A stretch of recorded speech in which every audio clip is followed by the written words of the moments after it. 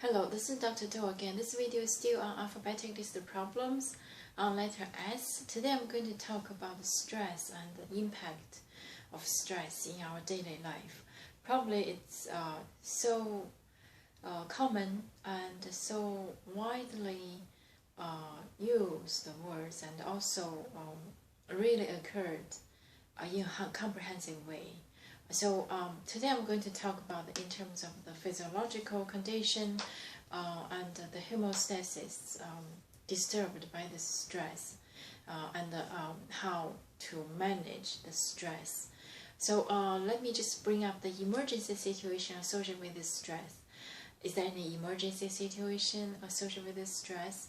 I think there is. It's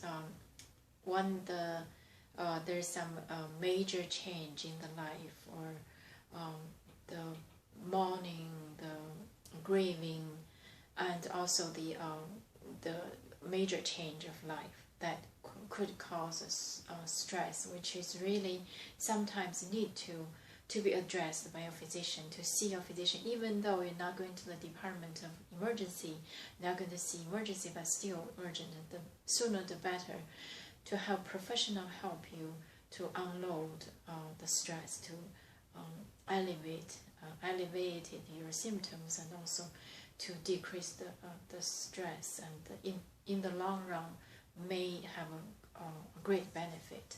So what is this stress? This is we always use this word, it's stress.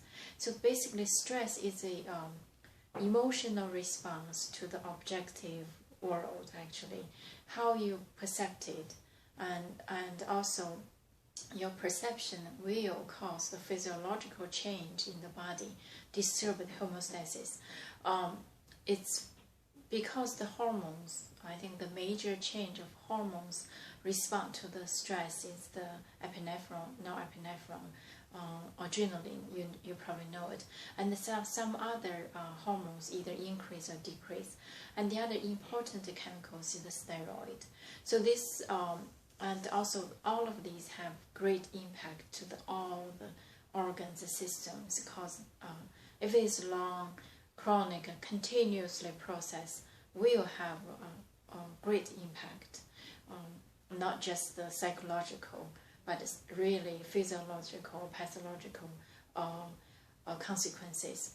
So I'll give you an example. You probably know the adrenaline, epinephrine, norepinephrine. What do?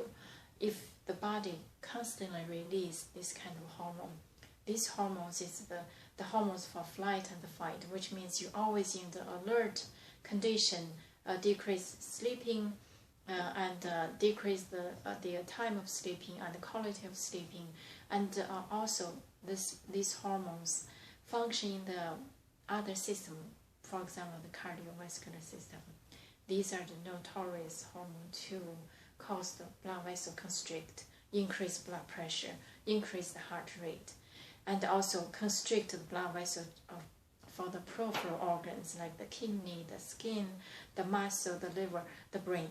So basically this is a wide range of impact, actually generalize the reaction to stress if it is a long time going with increased adrenaline, epinephrine, norepinephrine, so called ischemia, chronic, and also associated with this adrenaline release, and also the response from the individual organs, and like a cascade, other hormones will respond to cause this hypertension, ischemic, and like the heart or the kidney or the skin or the peripheral blood vessel. So that's, and for example, if the muscular organ, the muscles, it seems the muscles is just for the mechanical movement.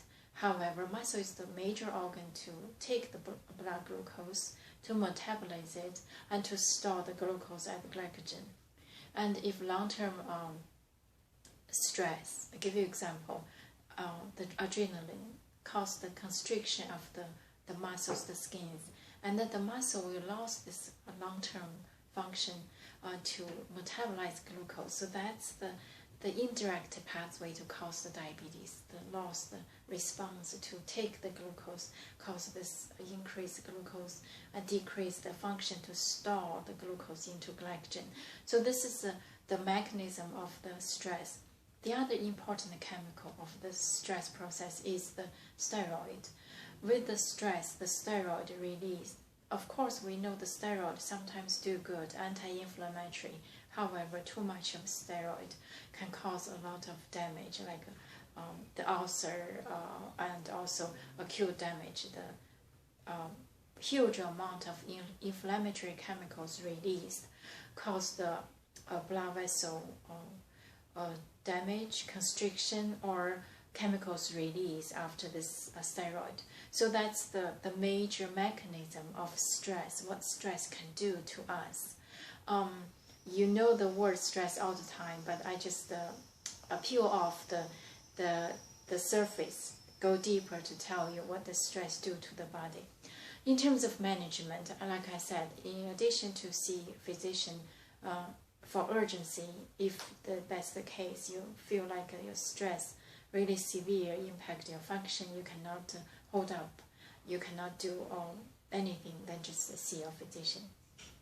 In terms of chronically stress management, find a way. I think start from physical, seek the cause of stress, and also sometimes physical uncomfortable may impair your judgment. You're probably under stress, but you do not know, just feel something wrong. I think start from exercise, either vigorous exercise or gentle, or even small movement, like your finger, your toe, your muscles in the face, like grimace, and swallow a little bit of water. These small actions can distract your mind actually sometimes, and particularly if you swallow a sip of water, can really make you change your sense of the stress or the view. Actually, it's in a subtle way, because this fluid can first of all replace if you're under stress, you did not know you're dehydrated, and also the small movement of muscles can trigger the brain activity. So this is in a subtle way.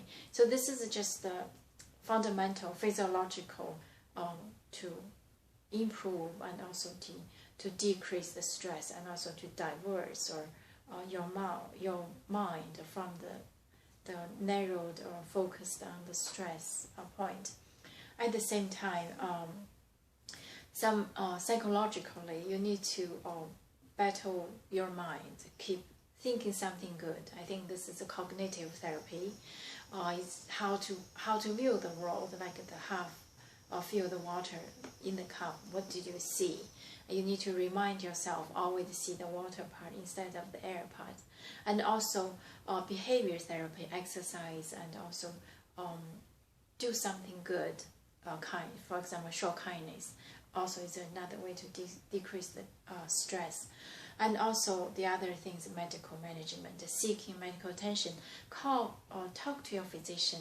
Sometimes when you talk to your physician, because of their training, their experience, can really help you to target the cause of stress, and also target your symptoms to release the stress, to improve your lifestyle.